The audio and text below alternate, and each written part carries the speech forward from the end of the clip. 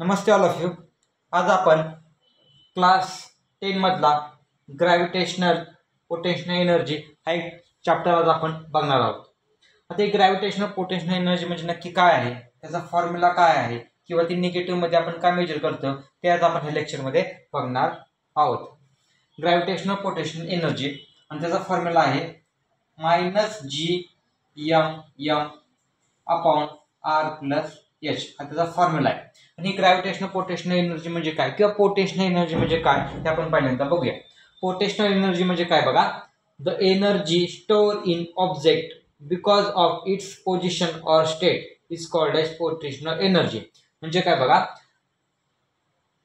एखाद्या ऑब्जेक्टची जी एनर्जी आहे का नाही, ती जी स्टोअर झालेली असेल ती कशामुळे, तर त्याच्या पोझिशनमुळे किंवा त्याच्या स्टेटमुळे. The energy store in object म्हणजे एखाद्या ऑब्जेक्ट मधली जी एनर्जी जी स्टोअर झालेली आहे ती कशामुळे, तर त्याच्या पोझिशनमुळे किंवा त्याच्या स्टेटमुळे.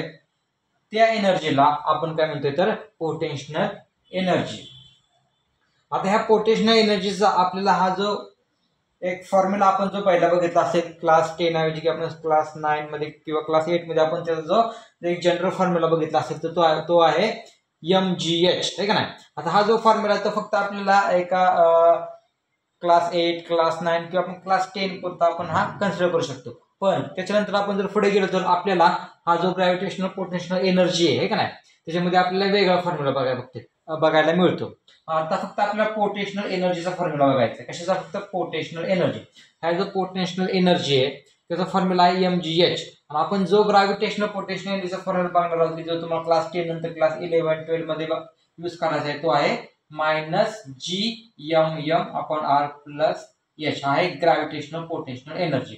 आणि आपण ह्याचा फॉर्म्युला बघतोय तो आहे पोटेन्शियल एनर्जी की जो आपण क्लास 8 क्लास 9 मध्ये आपण बघितला होता. पोटेन्शियल एनर्जी तो आहे mgh. m म्हणजे काय, मास ऑफ ऑब्जेक्ट. g म्हणजेच काय, ऍक्सेलरेशन ड्यू टू ग्रॅव्हिटी, याला आपण ग्रॅव्हिटेशन ऍक्सेलरेशन. त्यानंतर h म्हणजे काय, हाईट फ्रॉम द ग्राउंड किंवा हाईट फ्रॉम द सरफेस. आता ह्या पोटेन्शियल एनर्जी जर आपल्या एखाद्या ऑब्जेक्टची काढायची असेल किंवा हा mgh फॉर्म्युला यूज करून आपल्याला जी एखाद्या मासची आपल्याला जर पोटेन्शियल एनर्जी काढायची असेल तर किती असणार आहे आणि या पोटेन्शियल म्हणजे काय चेंज होतोय आणि ह्या पोटेन्शियल एनर्जी आपण हा ग्रॅव्हिटेशनल पोटेन्शियल एनर्जीचा फॉर्म्युला आपण कधी यूज करणार आहे ते आपण बघूया. बघा, जनरल फॉर्म्युला माहिती आहे काय आहे, तर पोटेन्शियल एनर्जीचा काय mgh. आता कन्सिडर करा की तुम्ही काय केला, 1 किलो मास असलेला एक ऑब्जेक्ट तुम्ही घेतला आहे का नाही. आता तो आपल्याला मास काय करायचा आहे, ते 1 किलो मास असलेला ऑब्जेक्ट किंवा ते एखादा तुम्ही बॉल आहे का नाही तुम्ही घेतला आणि तो आपल्याला काय करायचा आहे, वेगवेगळ्या हाईटला ठेवायचा आहे. आणि वेगवेगळ्या हाईटला ठेवल्यानंतर त्याच्यामध्ये जी पोटेन्शियल एनर्जी असणार आहे ती किती असणार आहे, त्याच्यामध्ये काय चेंज होते ते आपण आता बघूया. बघा, कन्सिडर करा की आपण 1 किलो मास असलेला काय घेतला, एक ऑब्जेक्ट घेतला आहे का नाही. तो पहिल्यांदा पण ठेवलाय आपण सरफेसला, पण ठेवले आपण ग्राउंड सरफेसला.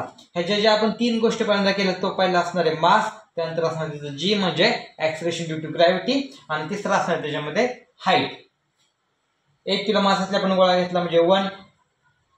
त्यानंतर जी ग्राउंड सरफेसला जी आपली ऍक्सेलरेशन ड्यू टू ग्रॅव्हिटी असणार आहे ते असणार आहे 9.8 किंवा 9.83 आपण कन्सिडर करू. त्यानंतर इंटू हाईट. आता आपण आपण ठेवलाय ग्राउंड सरफेसला आहे का नाही, म्हणजे हाईट किती असणार आहे सरफेसला, म्हणजे हाईट काहीच नसणार आहे, म्हणजे हाईट असणार आहे 0.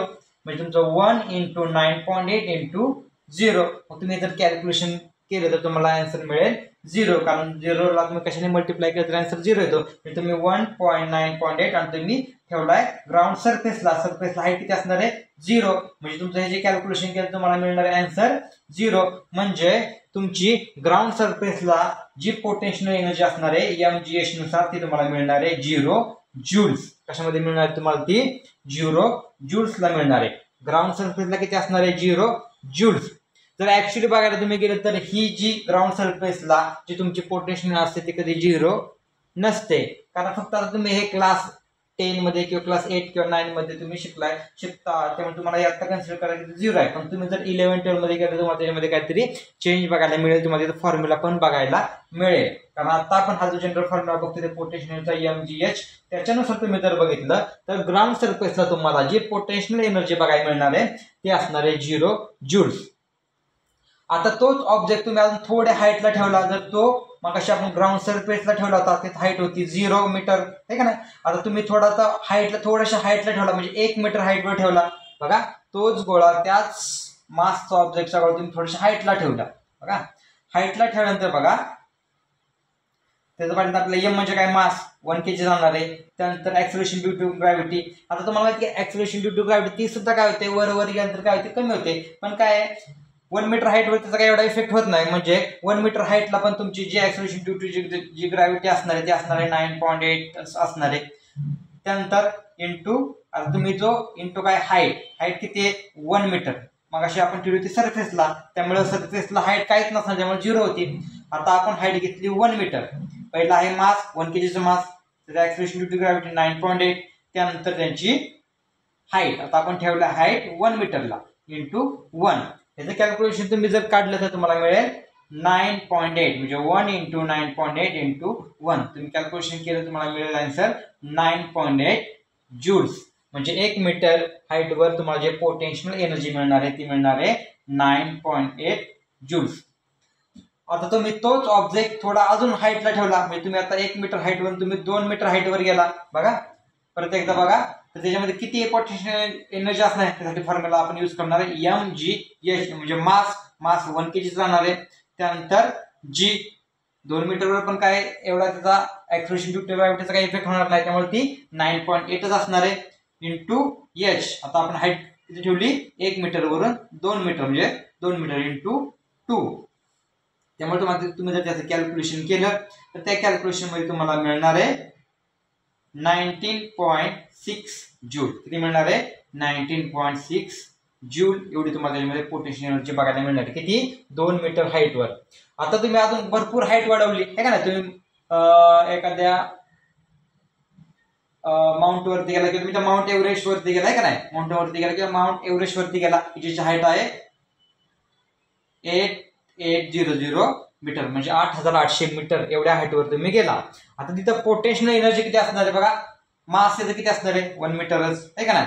आता त्यानंतर त्याच्यामध्ये कन्सिडर करा की त्याच्यामध्ये पोटेन्शियल त्याच्यामध्ये आपण जर ग्रॅव्हिटेशनल ऍक्सेलरेशन आपण बघितलं त्याच्यामध्ये तर 9.8 पण एवढं नसतं कारण ते काय होतं आहे थोडस कमी होतं. म्हणजे 9.8 ऐवजी किती होणार तुम्हाला 9.77 तुम्हाला बघायला मिळेल. काय मिळेल बघा तुम्हाला 9.8 ऐवजी तुम्हाला इथं बघा ऍक्च्युअल बघायला मिळतं 9.77 पण आपण राऊंड फिगर करण्यासाठी फक्त 9.8च कन्सिडर केली आहे. ऍक्च्युअली ते तुम्ही जर माउंट एव्हरेस्ट वर गेला तर त्याची हाईट किती होणार आहे 9.77 म्हणजे ऑलमोस्ट 9.8च्याच आसपास ते तुम्हाला बघायला मिळणार आहे. त्यानंतर हाईट, आता तुम्ही हाईट किती वर गेला तर 8800 वरती आहे का नाही. तुम्हाला ते हाईट मेजर करायचे या किती मेजर करायचे 8800 आणि तुम्ही जर त्याचं कॅल्क्युलेशन करायला गेला आहे का नाही त्याचं कॅल्क्युलेशन केलं तुम्हाला किती मिळणार आहे 86240 किती 86,240 जूल्स तुम्हाला काय बघायला मिळणार आहे तर तुम्हाला ती पोटेन्शियल एनर्जी बघायला मिळणार आहे.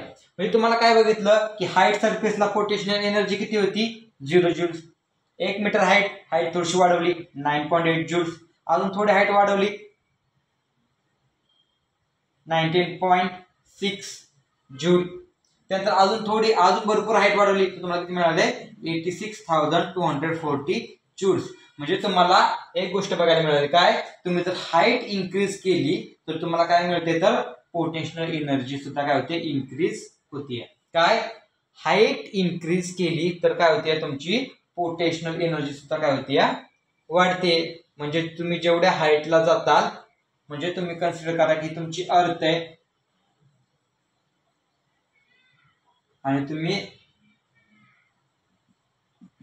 एका हाईटला इथं गेला काय गेला इथं हाईटला गेला म्हणजे इथून इकडे जाताना काय होते तुमची पोटेन्शियल एनर्जी काय होती इकडे काय होती इन्क्रीज होती. म्हणजे पोटेन्शियल एनर्जी हाईटला काय होती पोटेन्शियल तुमच्या हाईटला काय होती वाढती आहे का नाही.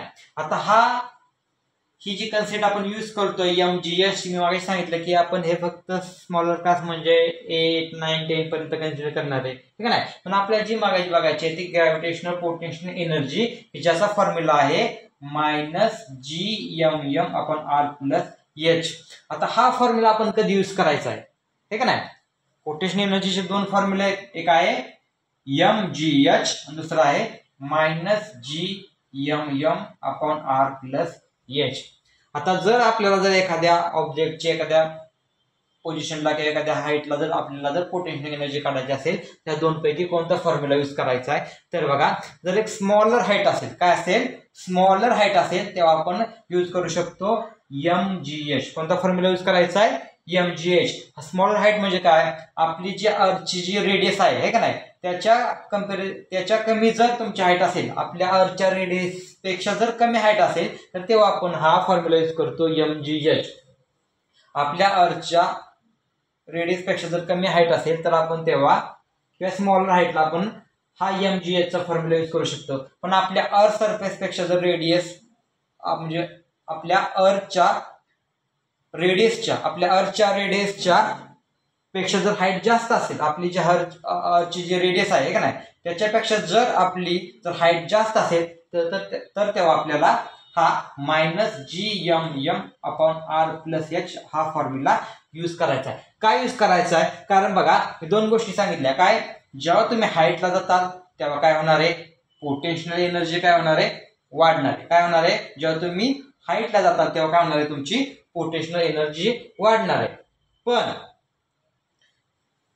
तुम्ही खूप जास्त हाईटला गेला, म्हणजेच कोणत्या हाईटला गेला, आपल्या अर्थच्या रेडियस पेक्षा जास्त हाईटला तुम्ही गेला तर काय होणार आहे, तर तुम्हाला माहिती आहे की अजून एक दुसरी गोष्टीचा इफेक्ट पडतो, म्हणजे जीच्या व्हॅल्यू मध्ये, आहे का नाही. कोणत्या व्हॅल्यू मध्ये, जीच्या व्हॅल्यू मध्ये. बघा आपण काय बघतोय की 8800 वरती गेला तर जीची व्हॅल्यू 9.8 ऐवजी 9.77 होती, आहे का नाही. पण तुम्ही जर अजून खूप जास्त हाईटला गेला तर काय होणार आहे, तुमची जीची व्हॅल्यू काय होते, डिक्रीज होते. काय होणार आहे, तुमची जी ऍक्सेलरेशन ड्यू टू ग्रॅव्हिटी होणार ती काय होणार आहे, तुमची कमी असणार आहे. म्हणजे हाईटला गेला की कमी होणार आहे. हाईटला गेला तर दोन गोष्टीमध्ये होते, दोन गोष्टीमध्ये चेंज होतात. काय होतात, एक जास्त हाईटला गेला तर तुमची काय होणार आहे, पोटेन्शियल एनर्जी वाढणार आहे, आणि दुसरा बदल म्हणजे तुमची जीची व्हॅल्यू कमी होणार आहे. बघा ग्राउंड सरफेसला तुम्ही जर जीची व्हॅल्यू बघितली तुम्हाला बघायला मिळते 9.83 मीटर पर सेकंड स्क्वेअर. तर तुम्ही 8.8 किलोमीटर हाईटला गेला, आहे का नाही. 8.8 म्हणजे तुमची 8800 मीटरवर गेला. किलोमीटर म्हणजे हे मीटरमध्ये कन्सिडर केलं तर 8800 मीटर म्हणजे तुमच्या माउंट एव्हरेस्ट वर तुम्ही गेला तर तुम्हाला जीची व्हॅल्यू 9.77 मीटर पर सेकंड बघायला मिळेल. त्यानंतर सॅटेलाइट असतात तिथे बघायला गेला 400 किलोमीटरवर तर तुम्हाला ती 8.7 मीटर पर सेकंड एवढी बघायला मिळेल. अजून तुम्ही हाईटला गेला कम्युनिकेशन सॅटेलाइट जिथं आहे तिथं 35,700 तिथं बघायला मिळालं तुम्हाला ते 0.225 मीटर पर सेकंड एवढी कमी झालेली तुम्हाला जीची व्हॅल्यू बघायला मिळेल. म्हणजे तुम्ही जर 35,000 आहे का ना 35,000 किलोमीटर वरती गेला तर तुम्हाला ती जीची व्हॅल्यू आहे का नाही ती ऑलमोस्ट 0 ते 1 मीटर पर सेकंड स्क्वेअर एवढी कमी झालेली दिसेल. म्हणजे मगाशी मी तुम्हाला सांगितलं की तुम्ही जेवढ्या जास्त हाईटला जाताल तेवढी जीची व्हॅल्यू काय होणार आहे, कमी होणार आहे का नाही. मग कन्सिडर करा की तुम्ही त्या 40,000 वरती गेला आहे का, तुम्ही जर 40,000 किंवा 50,000 वरती गेला किंवा तुम्ही 1,00,000 किलोमीटर हाईट वरती गेला आणि तुम्ही जर MGH चा फॉर्म्युला यूज केला तर तुमची पोटेन्शियल एनर्जी वाढायला पाहिजे, हे का नाही. कारण का फॉर्म्युला काय 1 × 9.8 × तुमचं किलोमीटर तुमची पोटेन्शियल एनर्जी वाढणार, आहे का नाही. पण त्याच्यामध्ये काय होते, ही जी 9.8 ची व्हॅल्यू आहे तुम्ही जर तेवढ्या हाईटला गेला आहे का ना, तुम्ही समजा कन्सिडर करा की हाईट तुम्ही कन्सिडर केली 1,00,000 आहे का ना, तुमचं मास तेवढं चालणार आहे, हाईट तुमची 1,00,000 होणार आहे. पण तुमची जी जीची व्हॅल्यू आहे ती ऑलमोस्ट 0च्या आसपास तुम्हाला ती बघायला मिळेल. काय होणार आहे, 0च्या आसपास किंवा तुम्ही इन्फिनिटीवर गेला, कुठे गेला इन्फिनिटी वरती गेला, मग तुमची ही जीची व्हॅल्यू तुम्हाला किती बघायला मिळेल, 0 बघायला मिळेल. आणि तुमची जी पोटेन्शियल एनर्जी आहे टोटल ह्या फॉर्म्युल्यानुसार तुमची 0 होईल. किती होणार तुमची पोटेन्शियल एनर्जी 0 का, कारण तुम्ही 1 × 0 × 1,00,000 केलं तर तुमची जी पोटेन्शियल एनर्जी होणार ती किती होणार आहे, 0 होणार आहे. कारण मग सांगितलं 0 कशाने मल्टिप्लाय केलं तर आन्सर 0 येतं. म्हणजे तुम्ही जास्त हाईटला गेला तर तुमची पोटेन्शियल एनर्जी काय होणार आहे, 0 होणार आहे. मग आपण काय बघितलं, तुम्ही जर हाईट वाढवत गेला तर पोटेन्शियल एनर्जी वाढणार आहे, पण इथं काय होते तुमची पोटेन्शियल एनर्जी काय होते तुमची झिरो होते किंवा तुमची पोटेन्शियल एनर्जी काय होते कमी होते. कारण का तर मेन रिझन आहे. दुसरी गोष्ट काय तुम्ही हाईट सरफेसला गेला तर तुमची जी ची व्हॅल्यू काय होणार आहे डिक्रीज होणार आहे. काय होणार आहे तुमची जी ची व्हॅल्यू काय होणार आहे तुमची डिक्रीज होणार आहे. म्हणून मगाशी मी तुम्हाला सांगितलं की तुम्ही जास्त हाईटला गेला की आपल्या अर्थच्या रेडियस पेक्षा जर जास्त हाईटला तुम्ही गेला तर तुम्हाला हा फॉर्म्युला यूज करायचा नाही. तुम्हाला तिथे फॉर्म्युला यूज करायचा आहे -GMM/R+H. ठीक आहे. त्यासाठी तुम्हाला हा फॉर्म्युला तुम्हाला त्यासाठी यूज करायचा आहे. आणि तेच ग्रॅव्हिटेशनल पोटेन्शियल मगाशी म्हणजे बघितलं की तर काय energy store in the object because use of position.